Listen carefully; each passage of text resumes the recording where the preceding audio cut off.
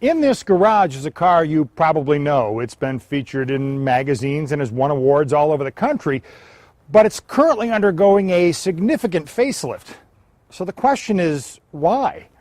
Well, we're about to find out on an exclusive Builds, Beers, and BS edition of All Over the Place.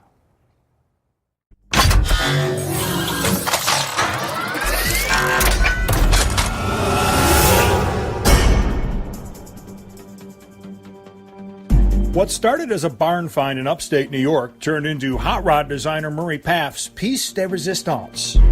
Yeah, this car certainly, gave Paff Designs and myself a lot of visibility.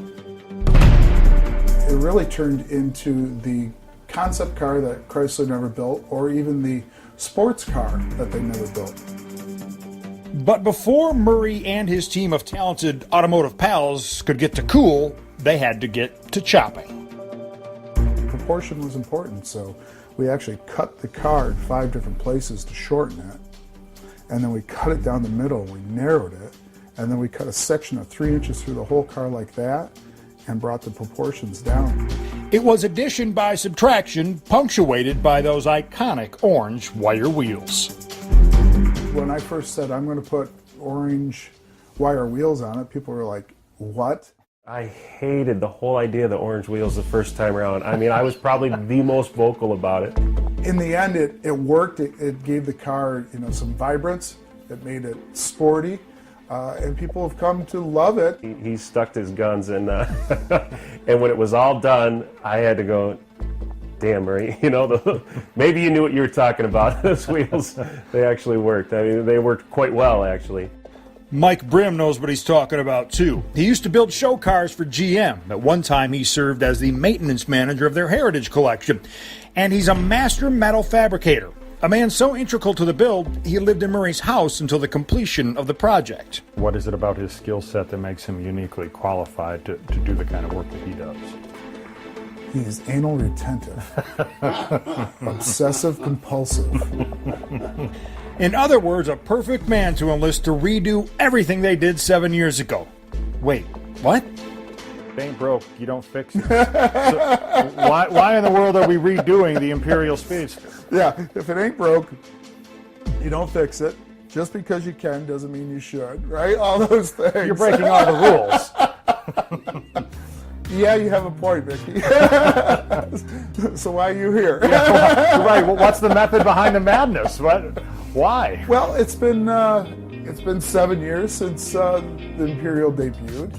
I put 7,000 miles on the car, which is not bad for what people call a trailer queen, which has been called the trailer queen without the trailer, but it's been around the country, it's been shown, it's been driven, it's been on 2 hot rod power tours. I've autocrossed it, I've drag raced it, I've done donuts in the snow on it, I've done the smoky burnouts, and there were a couple things that were just showing its age that I knew that needed to be addressed. So when Murray comes to you and says, hey, I'm going to redo it, did you initially want to walk away? Did you think he was crazy? No, I questioned myself too. I'm like, wait a minute, why am I even considering this? As great as it was when it was all done, as proud as we all were, I still remembered how stressful it was at times. And I was like, yeah, let's do it.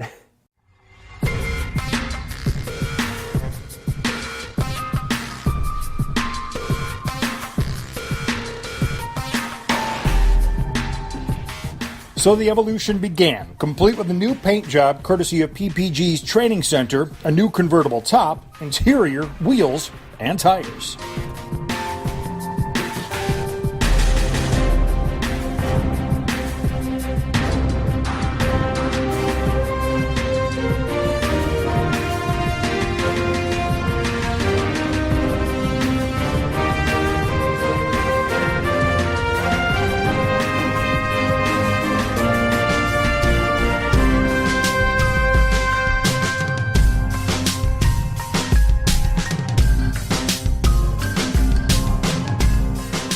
Once I had made that decision that, yes, we're going to change the color, I really got excited about the car being, it's not brand new, but it's revisioned. We're calling it an Imperial Evolution.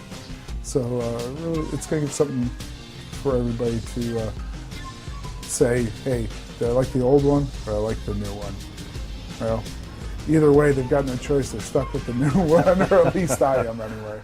I'm pretty happy with the way it's coming out on the redo. I'm excited to see the evolution.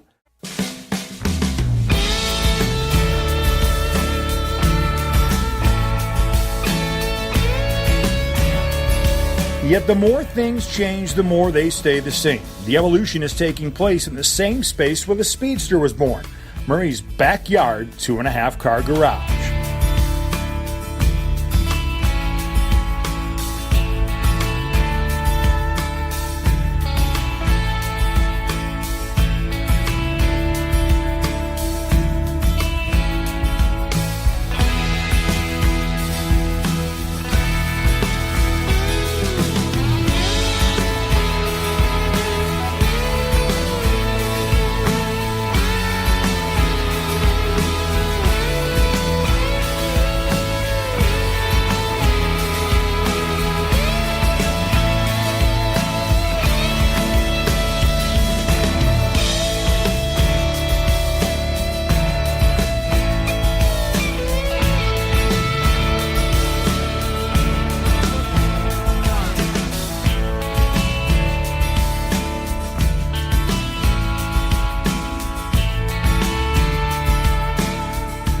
The stories that come out of it, the relationships that you build, I mean, that is the essence of hot rodding, and it did win the Cruise News Spirit of Hot Rodding Award, which that is one of the criteria for the award.